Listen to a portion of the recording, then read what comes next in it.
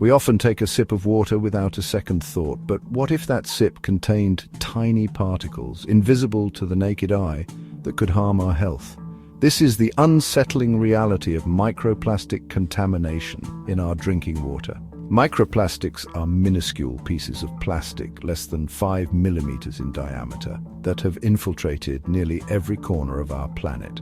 These particles come from a variety of sources, and alarmingly, they are now commonly found in our drinking water. Their presence is a stark reminder of the pervasive nature of plastic pollution and the urgent need to address this growing environmental crisis.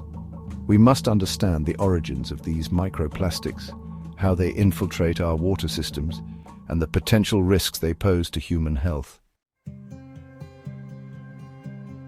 Microplastics originate from both primary and secondary sources. Primary microplastics are tiny particles intentionally manufactured for specific products, such as microbeads in exfoliating scrubs and cosmetics. Secondary microplastics, on the other hand, are the result of larger plastic items breaking down into smaller pieces over time. This degradation occurs due to exposure to sunlight, wind, and wave action.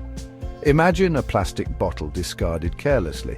This bottle, once intact, gradually fragments into countless microplastic particles scattered by wind and rain.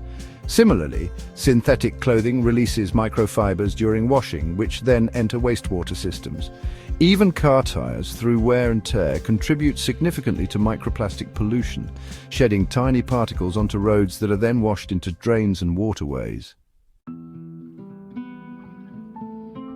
Microplastics find their way into our drinking water through various pathways.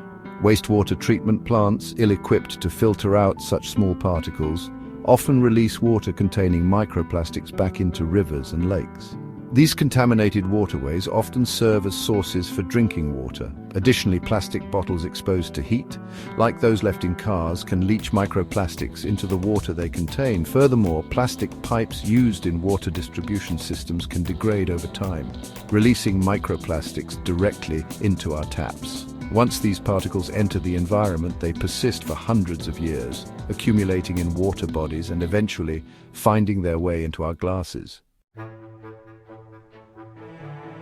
Section 4. The unseen toll, health risks of microplastics. The long-term health effects of ingesting microplastics are still being investigated, but initial findings are concerning.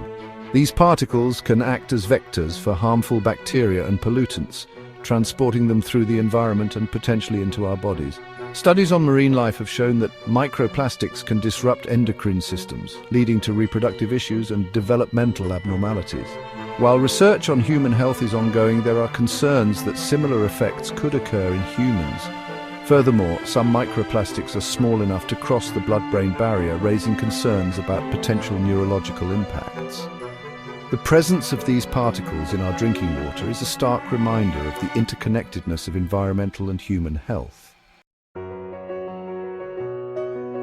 Section 5. Turning the tide, actions for cleaner water. While the issue of microplastic pollution might seem daunting, there are steps we can take to minimize our contribution and protect our water sources.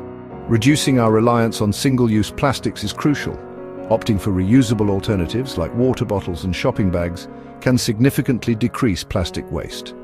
Supporting policies that promote plastic reduction and responsible waste management is essential.